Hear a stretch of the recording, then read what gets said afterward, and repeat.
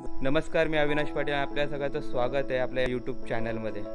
तर काल रात्री सुधीरचा फोन आला. म्हणजे सुधीर म्हणजे माझा मित्र. आणि अचानकपणे प्लॅन ठरला की कोकण दर्शनला निघायचं आहे म्हणून. आणि अचानकमध्ये भयानक झालेला हा प्लॅन क्रिएट झाला. आणि तुम्हाला वाटत असं सुधीर म्हणजे कोण? तर हा अवलिया. हेल्मेट काय? आणि माझ्या मागं असलेली सगळी आमची आजची मंडळी, अर्धे तिथं अर्धे इथं.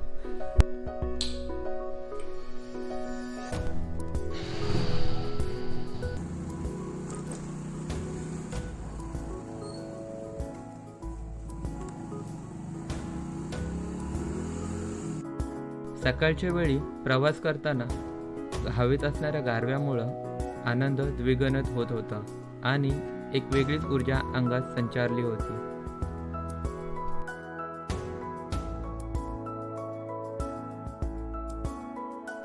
पाहता पाहता आम्ही खोपोलीपाली रोडला लागलो आणि रस्त्यात असणाऱ्या असंख्य खड्ड्यामुळं प्रवास थोडा बोर झाला.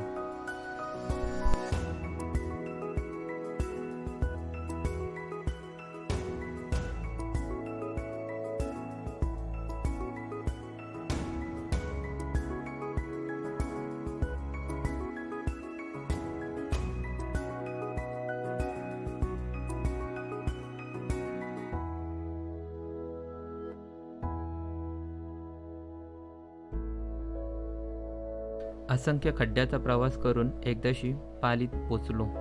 सकाळच्या वेळी जास्त रस्त्यावर वर्दळ नसल्यामुळं रस्ता तसा मोकळाच वाटत होता.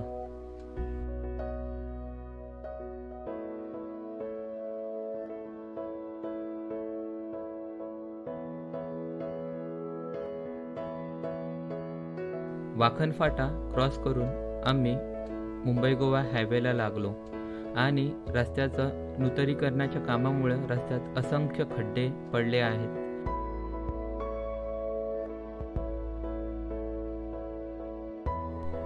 पडलेल्या धुक्यातून वाट काढत एकदाशी सूर्यनारायणाने दर्शन दिलंच तर.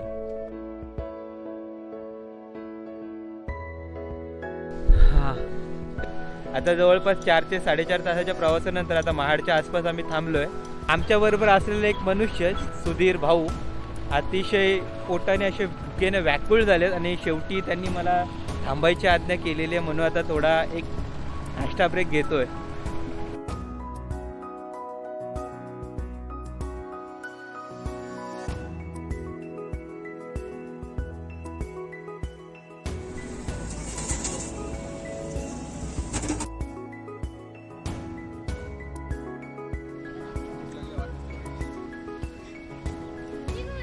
भूक लागल्यावर वाटणं बघायचं खरं आहे.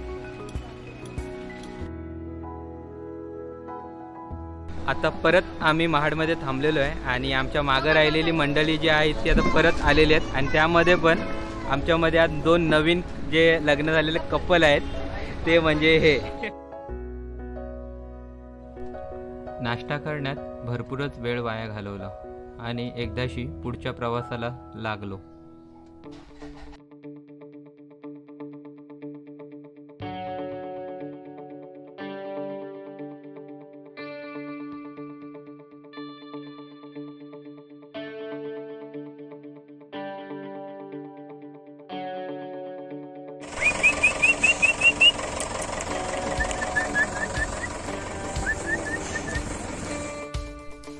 कशेडी घाटातना प्रवास करताना आनंद खूपच येत होता. कारणही तसं होतं. बरोबर असलेला कोकणाचा निसर्ग सौंदर्य आणि कशेडी घाटातली वळणाची वाट. अजून काय पाहिजे?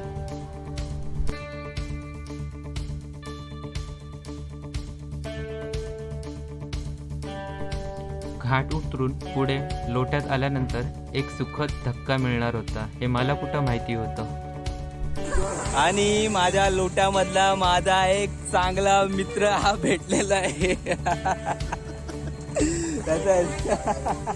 कुठे जातो तिकडे जंगला बिंगलात जाऊन काय अरे काय नाही रे चालू असतं. मित्राचा निरोप घेऊन ते ठीक पुढे निघालो. ते थेट ढेरवनच्या दिशेनेच.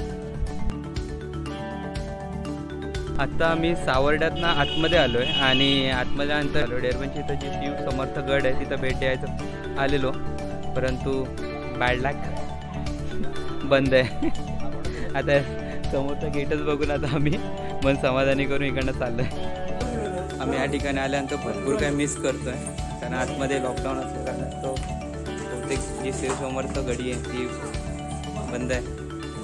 श्री शिव समर्थ गडावर तर मी पहिल्यांदाच येतो आहे, पण माझ्या आधी माझा जो मित्र आहे सुधीर तो आलेला आहे. आता आतमध्ये काय आहे ते ॲक्च्युली मला पण माहिती नाही, जे आहे ते त्याच्याच तोंडात नाही का. नमस्कार मित्रांनो, आपण आज डेरवनच्या या ठिकाणी आलेलो आहे. इथे शिवसमर्थ गड आहे. या गडामध्ये छत्रपती शिवाजी महाराजांचे जे पराक्रम जे केलेले त्याची संपूर्ण माहिती आपल्याला इथे आल्याच्या नंतर आता भेटते.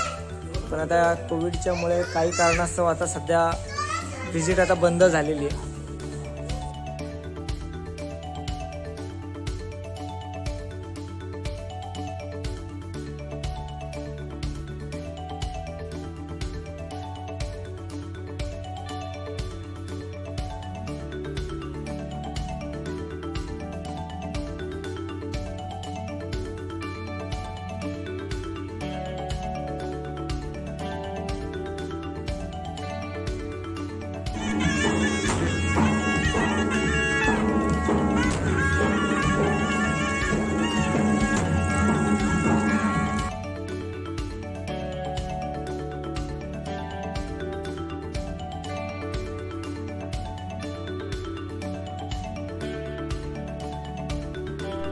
ढेरवन सोडताना मनात खंत वाटत होती ती ढेरवरमध्ये येऊन पण शिव समर्थ गडीला न पाहण्याची.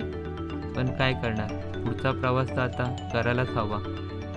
आता आम्ही पुढे गणपतीपुळ्याच्या दिशेने मार्गस्थ झालो.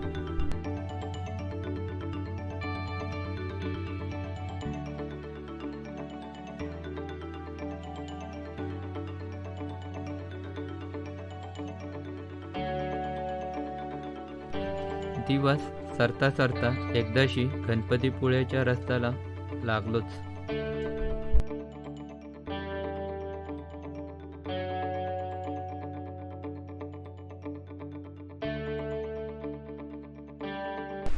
आणि फायनली 12.5 तासानंतर आम्ही गणपतीपुळ्याला पोचलो आहे. थोडा चुकलो, थोडा थांबलो, थोडा पेट्रोल भरला आणि इथं पोचलो. तर सध्या खूप थकलो आहे आणि आता इथं रूम बुक केले आणि रूम बुक करून आता इथंच हा ब्लॉग मी संपवतो.